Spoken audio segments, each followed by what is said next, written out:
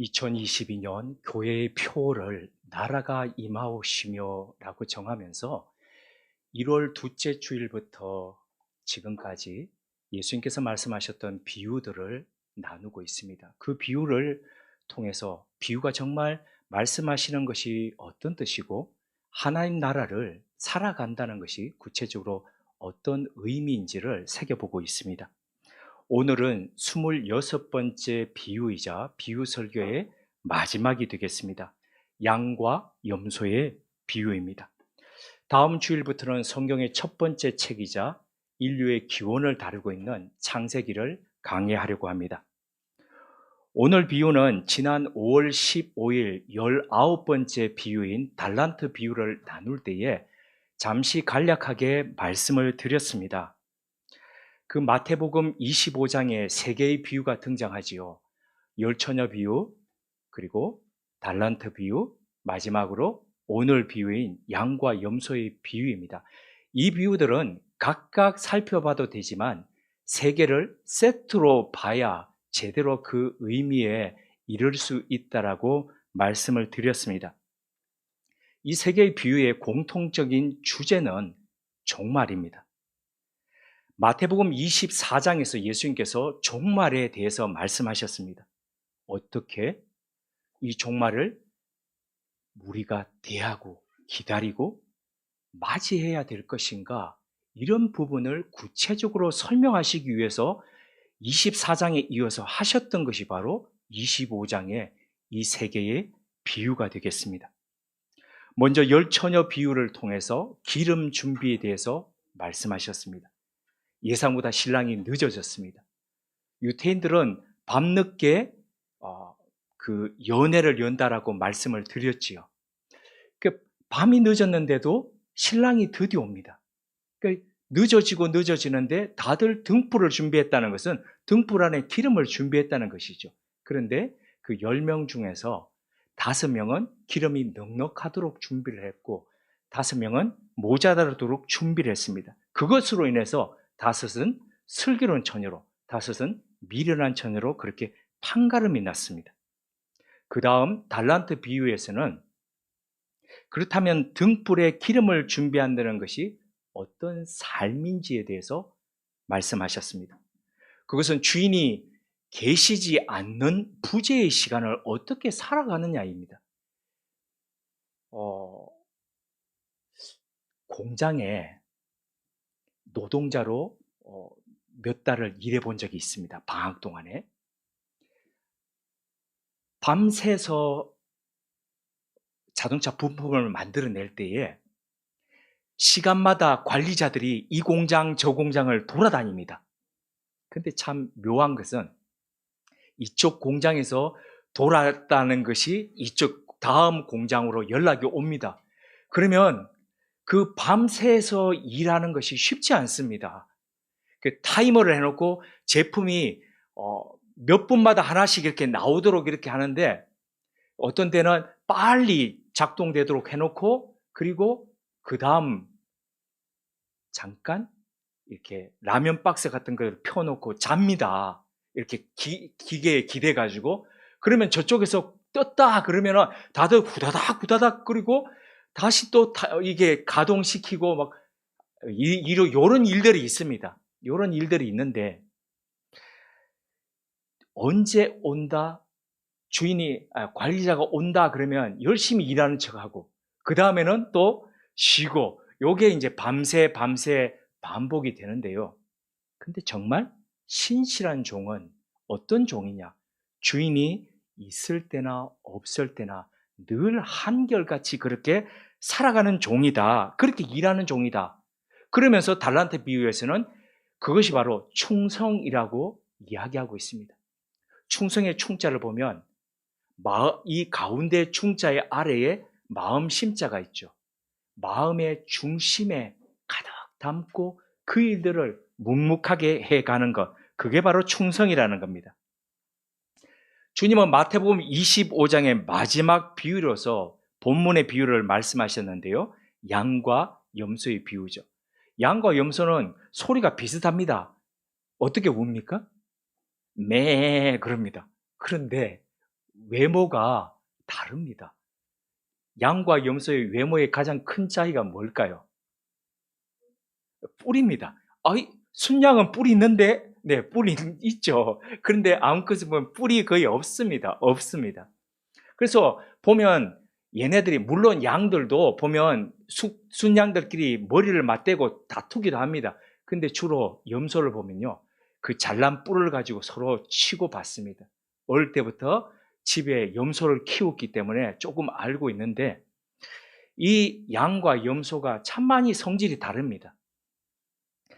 마지막 때에 이 비유의 형태로서 만왕의 왕이신 주님께서 심판하실 때에 한쪽에는 양으로, 그러니까 의인으로 분류하고 한쪽에는 염소로, 그렇게 악인으로 분류를 하신다, 이렇게 이야기를 합니다. 그런데 이 나누는 것이 바로 달란트 비유에서 작은 일에 충성하는 것, 바로 그것이다. 그런데 그럼 그 작은 일이 무엇입니까? 물을 때에 이 양과 염소 비유에서는 가장 작은 자, 그 사회에서 가장 힘이 없는 이들에게 어떻게 했는지, 그게 바로 주님께 했던 일이고 그게 가장 작은 일이다. 근데 그것을 주님은 가장 엄중하게 보신다라고 그렇게 말씀하시는 겁니다. 그래서 아무도 눈여겨보지 않는 이들을 찾아가 그들에게 먹을 것을 공급하고, 그들이 목마를 때 마실 것을 공급하고, 헐벗고 병들었을 때에 돌봐주고, 옥에 갇혔을 때에 찾아가는 것, 바로 그것이 그들의 위로가 되는 삶이 바로 주님께 하는 삶이라고 말씀하십니다. 삶이 쉽지 않지 않습니까? 살아보면 살아볼수록 그렇게 느끼죠. 근데 때때로 숨이 턱턱 막힐 때가 있습니다.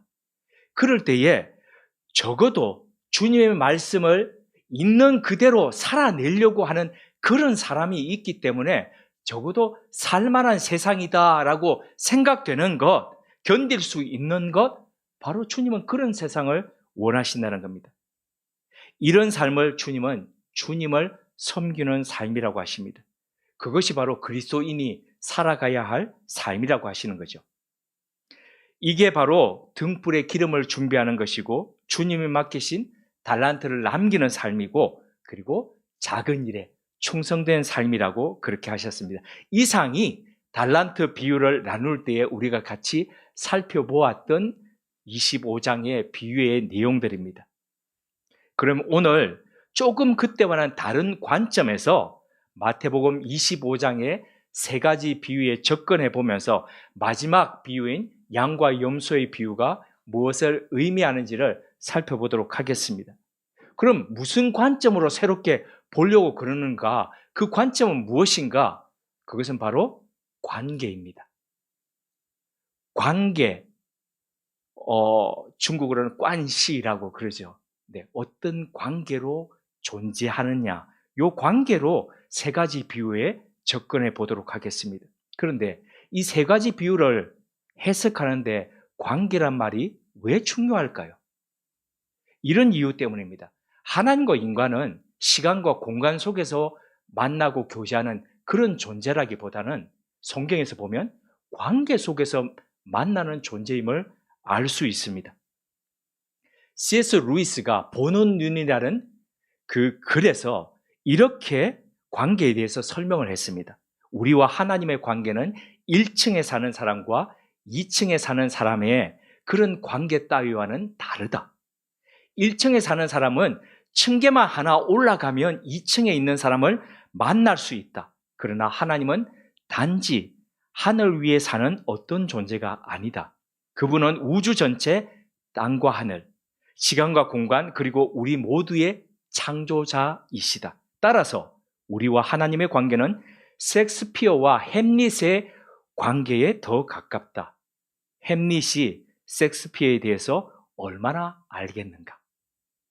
인간인 우리가 하나님과 우리의 관계를 이렇게 바르게 인식한다면 하나님을 대하는, 하나님과 관계하는 우리의 태도와 관점이 달라진다는 거죠. 성경에서 하나님은 구약 성경 속에서 이스라엘을 향해서 나의 백성이라고 하셨습니다. 나의 백성이라고 하신 것은 그 당시에 백성의 안전을 책임지면서 백성의 생명을 보장해주는 왕의 절대적인 힘을 가지고 있던 왕으로서 그렇게 백성을 돌보겠다는 하나님의 의지가 담겨 있습니다. 하나님은 그런 관계로 이스라엘과 함께 하시겠다는 거죠. 예수님을 통해서 신약 시대에 우리를 백성이라 그러지 않고 이렇게 말씀하셨습니다. 자녀라고 말씀하셨습니다. 하나님의 자녀. 이건 뭡니까? 백성에서 한 단계, 아니 몇 단계 더 훨씬 나아간 것입니다. 혈육의 관계로 보겠다는 겁니다. 그래서 내가 내 가족들을 책임지듯이 내 자녀를, 너희를 내가 책임지겠다는 하나님의 말씀입니다. 그래서 내가 너를 낳았다라고 그렇게 말씀하셨죠. 이런 관계를 우리가 생각한다면 하나님의 상호 관계성 속에서 어떻게 하나님을 만나고 하나님과 소통해야 될 것인가, 우리는 생각이 되는 거죠. 정립이 되는 겁니다. 하나님과 우리의 이런 관계성을, 중요성을 인식한다면 마태복음 25장의 비유 속에 등장하는 그 말씀하시는 관계 역시도 우리가 주목하지 않을 수 없습니다. 이 비유 속에서, 세 가지 비유 속에서 주님은 각각 다른 세 가지의 정체성을 띠고 우리에게 다가오셨습니다. 각각 다른 정체성의 옷을 입고 다가오셨다는 것은, 주님이 그런 정체성을 띄었다는 것은 우리 역시도 그 정체성에 합당한 모습으로 주님 앞에 서야 한다는 것을 의미합니다. 그럼 세 가지 비유 속에서 보이시는 주님의 모습은 어떤 모습입니까? 첫째, 열 처녀 비유 속에서 주님은 신랑의 모습으로 나타나셨습니다. 주님이 신랑의 모습으로 나타나셨다는 것은 우리에게 어떤 의미가 있을까요? C.S. 루이스가 이런 말을 했습니다. 우리 모두는 어떤 의미에서 모두 다 예수 그리스도의 신부이다. 그러니까 우리는 신랑 되신 예수 그리스도를 기다리는 신부의 정체성으로 우리의 일상을 살아야 한다는 겁니다. 하나님께서 모세를 통해서 십계명을 주실 때 첫 번째 계명이 너는 나 외에 다른 신을 두지 말라인데, 두 번째 계명은 우상을 섬기지 말라이죠. 그죠? 만들지 말고 섬기지 말라인데, 근데 이 첫째 계명과 두 번째 계명이 연결이 되어 있습니다. 연결이 되어 있는데, 그런데 우상이라는 게 어떤 겁니까? 불상을 섬기는 것, 절하는 것, 금송아지 앞에서 금송아지를 섬기는 것, 이건 가시적이죠. 이게 진짜 우상이 아닙니다. 진짜 우상은, 실은 더 강력한 우상은 보이지 않는 곳에 있습니다. 그것은 바로 나라는 자아라는 나 우상입니다. 어떻게 그걸 알 수 있느냐? 하나님께서 그걸 어떻게 그렇게 말씀하셨다라고 그렇게 단정 지을 수 있느냐? 두 번째 계명, 우상을 섬기지 말라 할 때 그 앞에 수식되어 있는 말이 이겁니다. 너는 너를 위해 우상을 만들지 말라. 누굴 위해 우상을 만들지 말라는 겁니까? 너 자신을 위해서. 그래서 우리는 하나님을 섬긴다는 명분으로 자신을 위해서 나라는 자아를 섬기는 그런 일을 해왔다는 거죠. 그래서 믿음을 핑계로 나의 기대, 나의 성공, 나의 욕망을 위해서 우리는 하나님께 그렇게 바래왔다는 겁니다. 결국 나의 뜻에 따라서 하나님, 당신도 뜻 바꿔주세요. 내 시간에 따라서 하나님, 당신의 시간표도 바꿔주세요.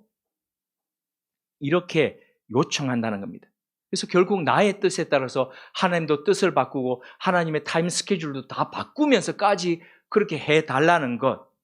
그렇다면 우리가 진정 섬겼던 대상은 누구입니까? 하나님입니까? 아니죠. 우리 자신이죠.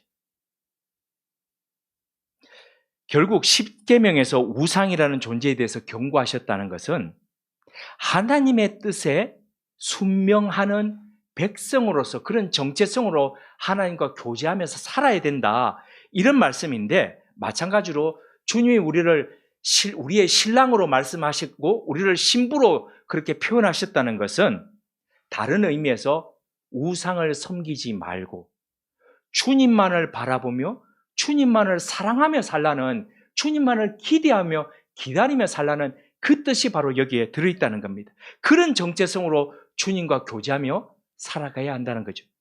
두 번째, 달란트 비유에서 주님은 주인의 모습으로 나타나셨습니다.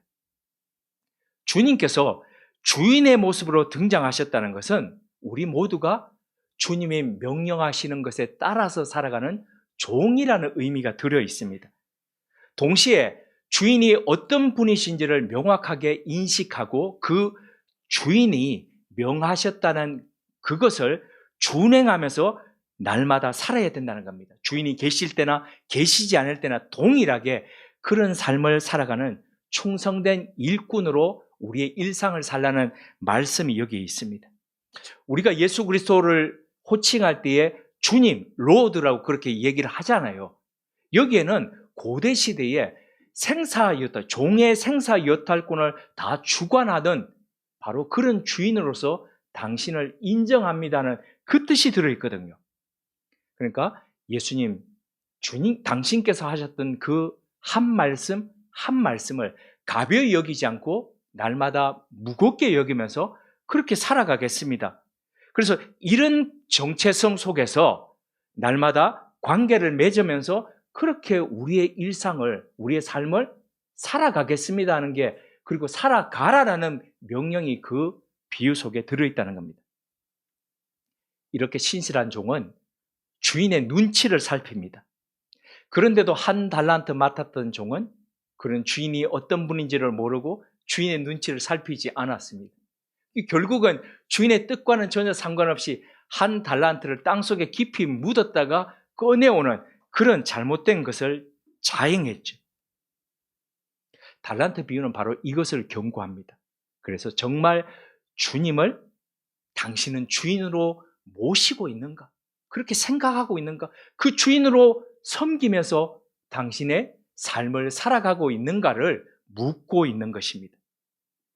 세 번째, 양과 염소의 비유 속에서 주님은 왕의 모습으로 나타나셨습니다. 주님께서 모든 천사와 더불어서 재림의 날에 만왕의 왕의 모습으로 나타나셔서 사람들을 양과 염소로 나눕니다. 그런데 여기서 말하는 사람들이, 양과 염소로 나눠지는 사람들이 다 주님을 향해서 주님이라고 부릅니다. 이 뜻이 뭡니까? 교회 밖의 사람이 아니라 교회 안에 있던 사람들이라는 겁니다. 한 공동체 속에서 예수 그리스도를 주님으로 그렇게 호칭하면서 같이 살아온 사람들이라는 겁니다. 그런데 주님은 여기서 만왕의 왕이자 어떤 존재로, 어떤 정체성으로 그 자리에 서셨습니까? 바로 심판주입니다.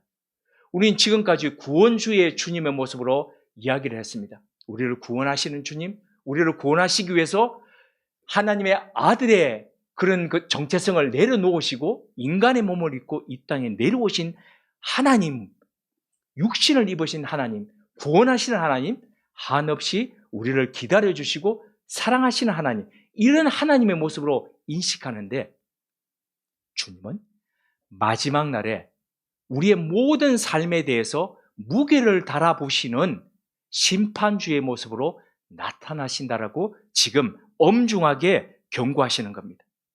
그래서 주님을 마냥 가까운, 예수님은 나의 친구, 친구 맞죠? 친밀하죠? 내 벗이라고 그러셨으니까. 그런데 마냥 그렇게 친구요, 한없는 자비로운 분으로만 생각하지 말고 마지막 날에 심판하시는 그 주님으로 생각하면서 그분과 더불어서 그런 관계로 일상을 살라는 것입니다.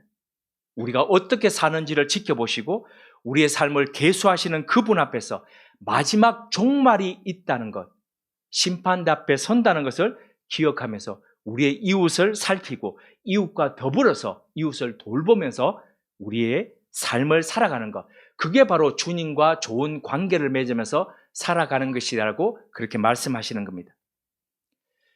믿음으로 구원 얻습니까? 믿음으로 구원 얻는 거 맞습니까? 맞습니다. 그것을 일컬어서 이신칭의라고 이야기를 합니다. 이것은 바로 1517년 10월 31일 마틴 루터를 통해서 공표된 것처럼 마틴 루터가 로마서 속에서 이 믿음을 재발견했던 아주 획기적인 것이었습니다. 믿음으로, 행위가 아니라 믿음으로 구원 얻는다는 것. 믿음과 구원의 이런 관계가 본격화되었던 것은 바로 이 16세기는 그 이전에 14세기에 유럽 전역을 휩쓸었던 흑사병의 영향이었습니다. 이런 흑사병 속에서 유럽 인구의 3분의 1이 죽어가는 속에서 사람들이 고민을 했다는 거죠. 기존의 로마 카톨릭 속에서 행위로 구원을 얻는다라고 이야기하면서 행동. 그런데 그 행동이 뭐였습니까? 구체적으로 뭐로 나타난다는 겁니까? 여러분의 헌금으로 나타납니다. 그러면서 수없이 그 헌금을 강요하면서 뭘 위해서요? 좀 이따가 다시 설명드리겠지만 로마 바티칸에 가면 그 어마어마하게 있는 성 베드로 성당을 짓는 데 있어서 필요한 돈을 획득하기 위해서, 확보하기 위해서 면죄부를 팔면서 이것이 바로 믿음이라고 구원이라고 그렇게 설명하는 그 속에서 철저한 반성이 일어났습니다. 그 반성이 인문, 사회, 예술적인 부분에서는 르네상스라는 이름으로 돌출되었습니다. 종교 안에서는, 신앙 안에서는요, 바로 종교개혁이라는 이름으로 그렇게 등장을 했습니다. 그래서 개신교가 탄생을 한 겁니다. 사회가 이렇게 고통 속에서 몸부림치면서 이런 식에 있을 때에 로만 카톨릭 교회는 교권주의와 그리고 행위 사상에 물들어 있어서 전혀 변하지 않았습니다. 말씀드렸듯이 행위와 헌금을 그리고 믿음을 연결시키면서 건강한 신앙, 좋은 신앙을 오염시켰습니다. 팬데믹 이후에 변하지는 않거녕 1506년에 시작해서 무려 120년 동안, 그러니까 1626년까지 그 120년이라는 긴 시간 동안 베드로 대성당을 짓는데 온 힘을 다 쏟았습니다. 당시에 최고라고 하는 예술가들을 동원하고 최고의 그런 건축 자재를 동원해서 그 예배당을 짓는 데 모든 힘을 다 쏟았습니다. 그런데 이런 속에서 바른 신앙을 이야기하면서 새롭게 등장했던, 그렇게 탄생했던 오늘날 개신교 기독교는 어떻습니까? 코로나19라는 팬데믹 속에서 과연 변화하고 있습니까? 아니, 변화를 위해서 몸부림치고 있습니까? 아니면 지난날 가톨릭 교회처럼 여전히 새로운 베드로 성당을 짓는 데 혈안이 되어 있습니까? 지난 500년 동안 우리 개신교는 믿음으로 구원 얻는다, 여기에 모토를 삼고 그것을 믿음으로 받아들이면서 살아왔습니다. 최우선적으로. 그러다 보니 본의 아니게 참 믿음에서부터 멀어졌습니다. 참 믿음이라는 것이 결국 신앙, 행위와 떨어질 수 없는 것인데 우리는 그것을 떨어뜨리면서 그렇게 믿음만을 강조하면서 분리된, 믿음과 행위가 분리된 그런 삶을 자연스럽게 살아왔습니다. 그러면서도 우리 신앙이 뭐가 잘못되었는지를 거기에 대해서 둔감했습니다. 교회 밖의 사람들이 오히려 교회를 걱정했습니다. 그런데도 교회는 고쳐지지 않았습니다. 커다란 힘을 가지고 교회가 권력이 되었기 때문입니다. 여기에 실망해서 수많은 사람들이 등지고 떠났습니다. 안 나가. 그래서 거꾸로 하면 가나안 성도들이 엄청나게 늘어갔습니다. 상황이 이런데도 신앙을 핑계 삼아 종교 장사하는 데 빠져 있었습니다. 이런 시대에 마태복음 25장에서 말씀하는 이 세 가지 비유는 우리에게 신앙을 살아가는 데 있어서 가장 최우선적인 과제가 무엇인지를 명확하게 보여주고 있습니다. 그것은 바로 신랑과 주인과 만왕의 왕의 모습으로 나타나신 주님과의 올바른 관계를 맺으라는 것입니다. 특별히 세 가지 비유 중에서 마지막 양과 염소의 비유에서 말씀하는 것처럼 가장 힘없고 가장 약하고 가장 억울한 일을 당한 너의 이웃들과 너희들의 이웃들과 더불어서 어떻게 살아가는지가 바로 주님과 어떤 관계를 맺는 것인지를 보여준다라고 명확하게 말씀하고 있습니다. 보이지 않는 하나님을 향한 사랑이 보이는 이웃과의 사랑 속에서 드러난다는 거죠. 주님과의 올바른 관계는 바로 힘없는 우리의 이웃들 속에 표현된다는 겁니다. 지금부터 11년 전인 2011년 3월 연세대 그리고 이화여대, 고려대에 청소 경비 노동자들 800여 명이 임금 인상을 요구하면서 파업을 했습니다. 이때 이 세 개 대학의 학생들 무려 4만여 명이 다 지지 선언을 하면서 학교를 향해서 이야기했습니다. 좋은 강의, 양질의 강의도 우리에게 필요하지만 그 이상으로 중요한 것이 양질의 수업 환경이다. 깨끗한 강의실, 깨끗한 화장실, 그리고 안전하게 지켜주는 경비 요원들이 있어야 우리가 양질의 교육을 받을 수가 있다. 그러니까 저분들을 향해서 처우를 개선해 달라라고 학생 4만여 명이 그렇게 이야기를 했습니다. 11년 후인 오늘날 연세대 청소 경비 노동자들이 여전히 시위를 계속하고 있습니다. 여전히 낮은 임금 인상과 그리고 땀을 뿍뿍 흘렸는데 샤워라도 좀 하고 퇴근할 수 있도록 그렇게 샤워실을 마련해 달라는 기본적인 요구입니다. 학생 2,300여 명이 동조하면서 사인을 했습니다. 그런데 놀랍게도 연세대생 3명이 소음으로 수호권이 침해되었다라면서 노동자들을 상대로 업무 방해와 집시법 위반 혐의로 형사 고소한 데 이어서 손해배상 소송까지 청구했습니다. 물론 수많은 학생들 중에 겨우 몇 명인데라고 생각할 수 있지만 여지껏 이런 학생들이 등장하지 않았습니다. 근데 수업 보장의 의무는 누구한테 있냐면은 청소 경비 노동자들에게 있는 것이 아니라 학교 당국에 있습니다. 그러면 이 학생들이 누구에게 이런 소송을 제기했어야 맞습니까? 학교 당국입니다. 그런데 이 학생들은 가장 힘이 없는 그 그룹 안에서 가장 힘이 없는, 학교에서 생활해 보신 분들은 압니다. 학교에서 가장 힘 있는 사람들은 누굴까요? 학교 안에서, 대학 안에서 교수 아닙니다. 교수 아닙니다. 이사회 사람들입니다. 네, 그 다음요. 네, 그 아래에 있는 직원들이 힘이 있습니다. 그 다음요. 교수 중에서도 그냥 계속 그 퍼머넌트로 있는 교수, 힘없는 교수들, 강사들 힘 없습니다. 아주 힘 없습니다. 강사들은 저 미치고요. 그 다음 힘 있는 사람들이요, 학생입니다. 제일 힘없는 사람들이 누굽니까? 그냥 나가 하면 나가는 청소 노동자들, 경비원들입니다.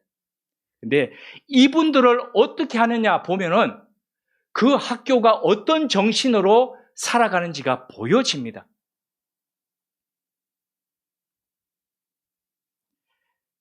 이 학생들은 그 그룹 안에서 가장 힘없는 이들에게 향해서 소송을 제기하고 그리고 손해배상을 청구했습니다. 앞으로 이 학생들이 살아가면서 어떤 어려움들을 만나면서 살아갈 때에 문제에 직면할 때에 그 중에서 가장 힘없는 사람들에게 자신의 힘으로 누리면서 가지 않을까, 그런 걱정이 문득문득 일어났습니다. 부디 법과 공정을 외치면서 괴물이 되지 않았으면 좋겠다는 바람이 있습니다. 언젠가 한번 말씀드렸듯이 2010년도 스위스에서 주민투표가 일었습니다. 주요 안건이 이거였습니다. 한 달에 적어도 일요일에 2번 마트 문을 열게 하자는 것이었습니다. 거기서 생활해 보신 분들은 아시겠지만은 일요일이면 모든 제네바 시내의 스위스 안에도 모든 마트들이 다 문을 닫습니다. 제네바 안 같은 경우 시 안에서 유일하게 일요일에 문을 여는 슈퍼는 단 한 개 있었습니다. 그게 어딜까요? 공항입니다. 공항 안에 있는 슈퍼입니다. 그래서 비행기 타는 사람들 사도록 하기 위해서 어느 날 주일 예배를 마치고 청년들이 김치찌개가 먹고 싶답니다. 저희 집에는 김치가 있었습니다. 그런데 고기가 없지 않습니까? 그래서 남자 청년 2명을 보내가지고 공항에 가서 마트 안에서 그렇게 돼지고기를 사와가지고 집에서 김치찌개를 끓여서 청년들이 저녁을 그렇게 먹었던 기억이 있습니다. 불편하지요. 할 때에 문 연 마트가 없으니까. 그래서 그런 의미에서 한 달에 2번 정도 열자 그러니까 얼마나 반갑겠습니까? 근데 결과가 어땠을까요? 부결되었습니다. 근데 부결 이유가 있습니다.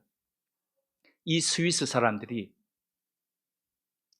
문을 열면 우리는 편하지만 거기에서 일하는 근로자들이 우리의 이웃인데 그들이 자신들의 가족들과 함께 보낼 시간을 뺏어가면서 우리의 편리를 위해서 그렇게 살 수 없다. 그들이 가족과 함께 보낼 시간을 보장해 주어야 된다는 것이 부결의 이유였습니다.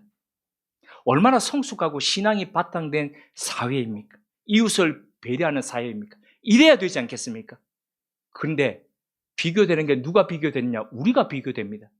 지난 10년간 우리는 한 달에 2번 대형마트를 쉬게 했습니다. 쉬게 한 이유의 출발은 이거였습니다. 재래시장의 활성화였습니다. 그들도 먹고 살게 하자는 거였습니다. 근데 10년 동안 쭉 보니까 사람들이 대형마트가 쉰다 그래서 대형마트에 안 가더라. 그겁니다. 그렇게 안 가더라. 굳이 그러면 쉬게 할 필요가 있느냐? 열자. 한 달에 4번 다 열자. 이겁니다. 이런 속에 사람이 우리는 보이지 않습니다. 우리의 편리, 우리의 편안만이 보이고 있습니다. 그저 나의 이익, 나의 편의를 위해서 누군가는 고생하더라도 누군가는 가족과의 함께할 시간을 박탈하더라도 그렇게 일해라라는 것이 우리의 요구입니다. 우리 사회가 이런 편리함과 편의성을 위해서 가장 힘없는 우리의 이웃을 고통 속으로 더 혹독한 노동 속으로 또는 죽음 속으로 내몰아서는 안 되겠습니다. 노동 개선을 위해서 해야죠. 같이 해야죠. 우리가 덜 편리하더라도 덜 이익을 보더라도 누군가의 편함을 위해서 나아짐을 위해서 내려놓을 수 있고 양보할 수 있어야 되죠. 이런 일에 교회와 그리스도인들이 의식을 같이 하고 같이 동참해야 되지 않겠습니까? 이 속에서 우리의 태도가 가장 그 그룹 안에서 힘이 없는 사람들을 대하는 우리의 태도가 바로 주님은 주님 당신을 향한 태도 속에서 나타난다라고 말씀하시는 겁니다. 로마 바티칸 변호사였던 한동일님의 저서 라틴어 수업 2번째 시간 믿는 인간에 대하여라는 책에 보면 저자 스스로가 이런 질문을 던지면서 이야기를 풀어가고 있습니다. 생의 끝자락이 가까이 오면 신은 내게 무엇을 물어볼까? 천국과 연옥, 지옥을 가기에 앞서 저는 그 문 앞에 저를 마중 나온 문지기들 앞에 서게 될 겁니다. 그들은 제가 언제 태어났고 무슨 일을 했으며 언제 죽었는지에 대해 장황한 서류들을 뒤적이며 이렇게 묻겠지요. 너만이 연주하도록 신이 내게 준 악보는 어디 있는가? 하나님이 우리에게 주신 악보라는 게 뭘까요? 믿지 않는 사람들은 아마 운명이라고 이야기하겠죠. 믿는 우리들은요, 사명 또는 소명이라고 이야기할 겁니다. 이 소명과 사명은 어떤 일이라고 말할 수도 있겠지만 앞서 비유의 초반에서 말씀드린 것처럼 주님과 어떤 관계를 맺으면서 살아가는 것인가 이것으로도 표현할 수 있습니다. 인도 캘커타에 가난하고 병든 이들의 어머니요 친구로서 살다가 하나님의 부르심을 받았던 마더 테레사는 바로 이런 관계성, 그것을 이렇게 하나님과의 관계성 속에서 자신을 이렇게 표현했습니다. 나는 하나님의 손에 잡힌 몽땅 연필이다. 몽땅 연필이 짧디 짧은 몽땅 연필이 뭘 할 수 있겠습니까? 손에 잡기도 힘든데. 그런데 누구 손에 잡혀 있습니까? 전능하신 하나님의 손에 잡혀 있다는 겁니다. 나는 비록 보잘고 힘이 없고 아무것도 가지고 할 수 있는 게 없지만 전능하신 하나님의 손 안에서 그분이 이끄시는 대로, 그리시는 대로 나는 그렇게 살아가겠다. 그래서 남고 남아서 그분 앞에 가기보다는 더 닳고 달아서 하나님 앞에 가겠다는 그런 열망으로 그의 마지막을 살다 갔습니다. 이것이 바로 마더 테레사 그녀가 고백했던 그녀의 악보였습니다. 하나님이 그에게 주신 악보였습니다. 그분의 손 안에서 그려지는 대로 그려가는 악보. 그럼 이제 우리 스스로에게 질문해 보아서는 합니다. 하나님은 우리 각자에게 어떤 악보를 주셨습니까? 우리는 그 악보를 하나님과의 어떤 관계성 속에서 어떤 음표로 채워가고 그려가고 또 연주해 가고 있습니까? 함께 기도드리겠습니다. 하나님, 함께 한 공동체 안에서 살아가던 사람들이 종말의 어느 날 둘로 나뉘어짐을 보았습니다. 그 기준은 관계였습니다. 누가 진정 주님을 신랑으로 기다리며 살았는지, 누가 진정 주님을 주인으로 섬기고 살았는지, 누가 진정 주님을 심판하실 왕으로 인식하며 살았는지가 나눔의 기준이었습니다. 윤회가 아니라 다시 반복되지 않는 이 직선의 삶을 어떻게 살아야 주님께서 기뻐하시고 인정하실 삶인지를 이들 비유 속에서 깨닫습니다. 언제인지는 모르나 반드시 한 번 있을 우리 각자의 종말의 때를 기억하며 의미 있고 가치 있게 살아가길 원합니다. 우리 생의 무게를 달아보실 주님을 인식하며 오늘도 우리 각자에게 주신 고유한 악보를 아름답게 연주해 가는 믿음의 사람들 되게 하옵소서. 예수님의 이름으로 기도드립니다. 아멘.